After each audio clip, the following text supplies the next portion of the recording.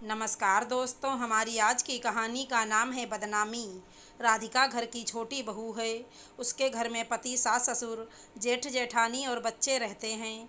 राधिका के पति अनूप की एक छोटी सी नौकरी है और वो ऑफिस के काम से हमेशा एक शहर से दूसरे शहर आते जाते रहते हैं। उसकी एक छोटी सी बेटी भी है। पति की आमदनी कम होने के कारण उसको पैसों की बहुत तंगी रहती।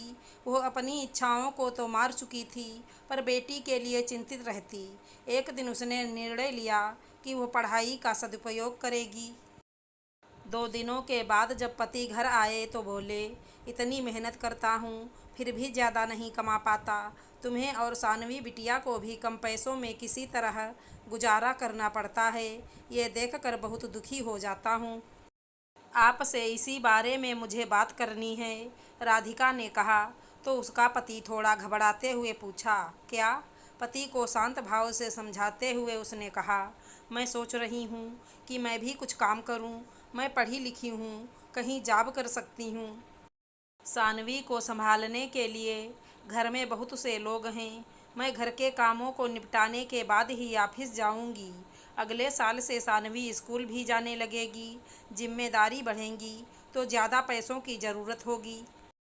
अगर मैं भी कमाने लगी तो हम दोनों पति पत्नी मिलकर अपनी जिम्मेदारी बखूबी संभाल लेंगे। हमें किसी के आगे पैसों के लिए हाथ नहीं फैलाना पड़ेगा। राधिका ने पति को समझाया तो पति का मन कई आशंकाओं से भर गया। उसे प्रकट करते हुए वह बोला, पर घर से इस काम के लिए तुम्हें आज्ञा मिलेगी क्या? राधिका ने बहुत सोच समझकर ये फैसला अपने परिवार की भलाई के लिए ही लिया था। इसलिए वह पति को समझाते हुए बोली, आप साथ देंगे तो ज़रूर मिलेगी। मैं जॉब के लिए अप्लाई करना शुरू करती हूँ और आप घर वालों से बात करके मुझे जॉब करने की अनुमति दिलवा दीजिएगा प्लीज़। पत्नी की बातों पर उसने भी गौर से सोचा तो उसकी बातें उसे सटीक लगीं। काम तो वो दिन भर घर में करती ही रहती है। वहीं कुछ घंटों के लिए ऑफिस में काम करेगी तो आमदनी भी बढ़ेगी। वह संयुक्त परिवार में रहता है, इसलिए छोटी सी बेटी की भी चिंता उसे नहीं करनी पड़ेगी। एक दिन राधिका को जॉब मिल गया। उसके पति ने घर में बड़ों से अनुमति लेने के लिए रात में जब सब एक साथ बैठे थे तब कहा, मैं चाहता हूँ कि मेरी पत्नी जॉब करके घर चलाने में मेरी मदद करे। उसके इतना कहते ही विरोध शुरू हो गया। बड़े भाई कहने लगे, हमारे घर की बहू बाहर काम करने जाएगी तो लोग क्या कहेंगे? हम सब साथ में रहते हैं तो अकेले तुम्हें घर खर्च नहीं चलाना पड़ता है। फिर बहू के बाहर जाकर काम करने की ज़रूरत क्या है?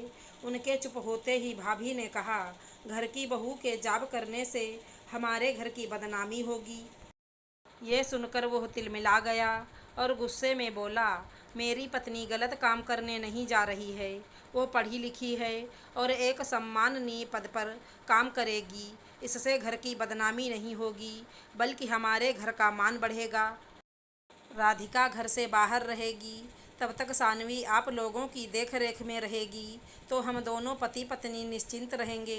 वह शौक से काम करने नहीं जा रही है, वह मेरी जिम्मेदारी को हल्का करना चाहती है, तो इसमें बुराई क्या है? भाभी ने अनूप से गुस्साते हुए कहा, तुम्हें पत्नी ने पूरी पट्टी पढ़ा दी है। आप खुद सोचो कि क्या ये सही है कि घर की बहू बाहर जाकर काम करे? लोग कैसी कैसी बातें करेंगे। समाज में हमारे घर का कितना मान है और राधिका उसे मिट्टी में मिलाना चाह रही है। राधिका के ससुर जी सबकी बातें सुनने के बाद कठोर शब्दों में बोले, छोटी बहू तुम जॉब कर सकती हो, समय बदल रहा है, औरतें सिर्फ घर तक सीमित नहीं हैं। इसलिए अगर जॉब करके तुम अनूप की जिम्मेदारियों को हल्का करना चाहती हो तो अवश्य करो। इसमें बदनामी की बात नहीं, बल्कि फ़क्र की बात है। और बड़ी बहू, तुम जो घर की बातें बाहर वालों को सुनाती फिरती हो ना, उससे हमारे घर की बातें बाहर जाती हैं और हमारी ही बदनामी होती है। घर वालों की बुराई दूसरों के सामने करने से घर की बदनामी होती है, ना कि औरतों के जॉब करने से। इसलिए तुम्हें भी सोचना होगा कि आगे से तुम ऐसा ना करो। ससुर जी ने फैसला सुना दिया। राधिका की आंखें भर आईं। सासू माँ भी उसके पास आकर बोलीं, पति के कंधे से कंधा मिलाकर चलना हर पत्नी का धर्म होता है। हमारा आशीर्वाद तुम्हारे साथ है। नए काम की शुरुआत आंसुओं से नहीं, खुशी से करो। माता पिता का साथ पाकर अनूप भी भावुक हो गया और उसकी आंखों में खुशियों के आंसू भर आए। एक समझदार पत्नी घर का मान बढ़ाती है, बदनामी नहीं करती। आशा करती हूँ हमारी कहानी अच्छी लगी होगी। धन्यवाद दोस्तों।